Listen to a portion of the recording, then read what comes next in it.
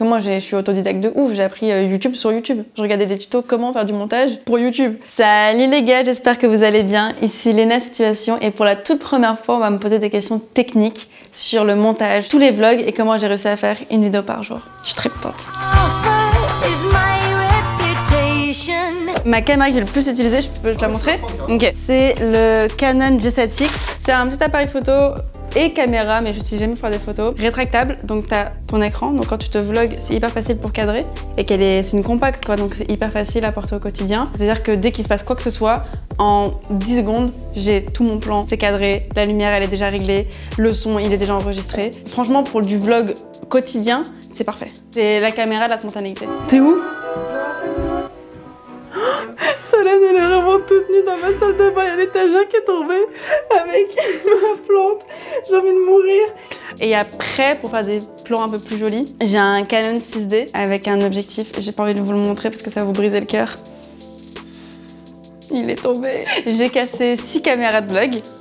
Et mon objectif de mon Canon 6D, je le casse moins, enfin, parce que je le sors moins. Mais Casey Neistat, qui est mon youtubeur préféré, disait que quand tu cassais tes caméras, c'était bon signe. Ça veut dire que tu filmes et que tu crées. When you're shooting daily videos, accidents happen, you break these, you're tough on these. If you slow down to treat these like they're precious, you miss the shot. Donc j'essaye de le voir positivement et de pas compter combien j'ai dépensé en caméra. J'ai acheté une caméra 360, mais ça c'est du luxe. Hein. GoPro Fusion Max. En gros, t'as 2 caméras qui filment en même temps et ça te fait un plan 360. Si mon ordinateur se casse la gueule, qu'il y a un truc, il y a un alien qui arrive, mais que moi je suis en train de te filmer toi, bah il y a celle-là qui est en train de filmer en même temps et du coup, je vais pouvoir voir ce qui se passe après au montage. Faites grand face à la mer.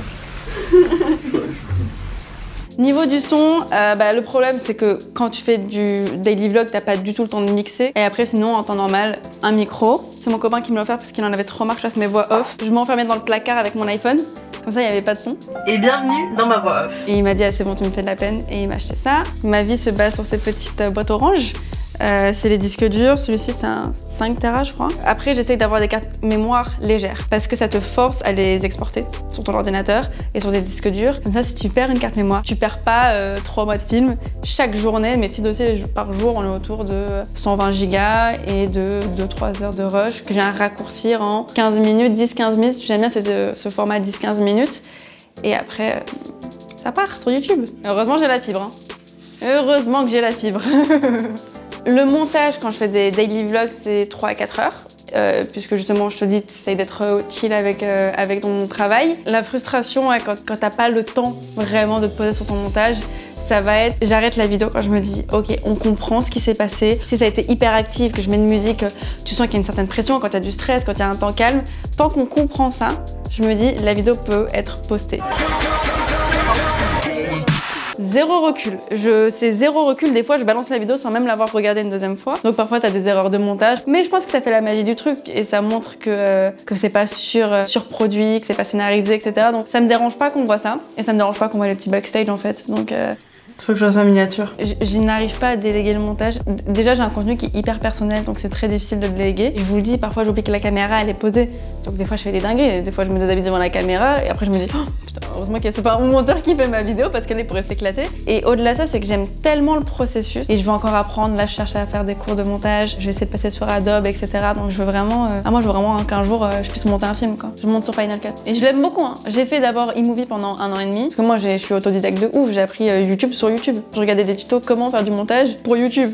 L'organisation pour faire le daily vlog, c'est hyper important. Donc, en gros, la journée, je vis ma journée tout en filmant en continu toute la journée, chacune des étapes de la journée. Le soir, je commence à monter la vidéo de la veille. Mais il faut réussir à se mettre des règles, tu vois. Je me couchais pas à 4 h du matin, tu fais pas trop la fête ou quoi que ce soit parce qu'après ça te ruine une journée. On dirait que je parle d'un truc dramatique alors que c'est juste des vidéos. Mais c'est un bon challenge. Hein. Et quand t'as fini, t'as l'impression d'avoir perdu 8 kilos de stress. C'est une addiction, je crois. À la fin, j'étais addict à publier. En termes d'inspiration, j'ai très peu d'inspiration française, même pas du tout parce que c'est pas le YouTube que je consomme. J'ai commencé à regarder YouTube pour parler anglais parce que je voulais apprendre la langue et je suis tombée sur pas mal de vidéos qui m'ont vachement inspirée, notamment la youtubeuse Zoella qui était la pop star du lifestyle à l'époque. Casey Neistat restera le numéro 1. Après j'adore David Dobrik mais là je l'ai découvert plus récemment. Liza cheated on me. There were 7 guys. There were 7 guys and I found them in her bedroom. Et bien évidemment, la série Friends qui est genre le cœur de mes vidéos. Pour le storytelling, c'est du pain béni quoi. Je suis très exigeante sur mes musiques, sur mon choix de ma playlist. Et je monétise pas mes vidéos à cause de ça, puisque tous les droits musicaux sont reversés aux artistes, puisque j'utilise très peu de musique libre de droit. Donc t'as du Beyoncé, t'as du Rihanna dans mes musiques. Je me faisais chier quand je faisais des vidéos qui étaient monétisées. Là, tu peux faire ce que tu veux, tu peux dire des gros mots, tu peux t'habiller comme tu veux. Quand t'es pas sous la règle de YouTube, tu peux vraiment t'éclater. Les statistiques, il faut... plus j'en suis loin, mieux je me porte. Tu reçois des notifications pour te dire « Ah, ta vidéo, elle a moins performé que celle que t'as postée hier. » T'es en mode « Ah, pourquoi les gens m'aiment plus, je flop ?» Alors que ta vidéo, elle est en train de faire 1 million de vues en 24 heures. Ça te déconnecte un peu du truc. Mais ouais, ça fait beaucoup. Hein. Entre 1 et 2 millions de vues tous les soirs, ça fait comme les Marseillais. Hein. C'est choquant.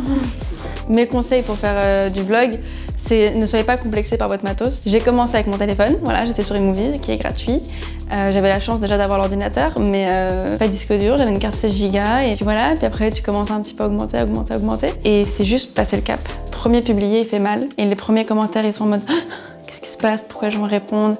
Puis après les premières vues, au début il y en a 3, et puis après il y en a 30, et puis après il y en a 300, et puis après il y en a 3000. Créer, il faut commencer. Et comme Casey Neistat dit, tu sors ta caméra dès que tu peux. Tout le temps. Et il vaut mieux trop filmer que pas assez. Et porter ses cojones.